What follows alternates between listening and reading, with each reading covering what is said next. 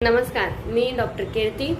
उन्हाळा सुरू झालेला आहे आणि खूप दाह, पित्तचा त्रास जास्त जाणवत आहे. म्हणजेच काय, उष्णतेचा त्रास जास्त जाणवत आहे.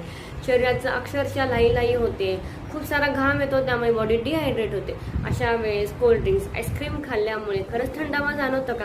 तर नाही.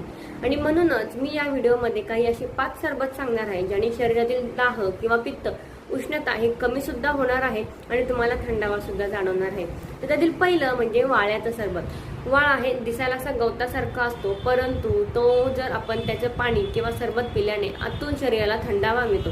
तर तुम्ही हा वाळा आपल्या हंडा किंवा माठ, तुम्ही जे काही वापरत असाल त्या पाण्यामध्ये टाकून असे हे पाणी जर पित राहिला तर शरीरातील उष्णता कमी होते. दुसरं म्हणजे सब्जा. सब्जा हा हायग्रोस्कोपिक नेचरचा असतो. म्हणजेच काय, तर ते बी असतं आणि जेव्हा ते पाण्यात टाकतं तेव्हा ते फुगतं. ते शरीरातील द्रवीभूत पित्त किंवा उष्णता शोषून घेतं आणि त्याचमुळे आपल्याला शरीराला नॅचरली थंडावा जाणवतो. ज्यांना मूत्रदाह होतो, म्हणजे लघवीला जळजळ होते, ती सुद्धा कमी होते. तिसरं म्हणजे कोकम. कोकम हे उष्णताच कमी करतं, शीतगुणात्मक आहे आणि त्यामुळे शरीराला आतून थंडावा देतं.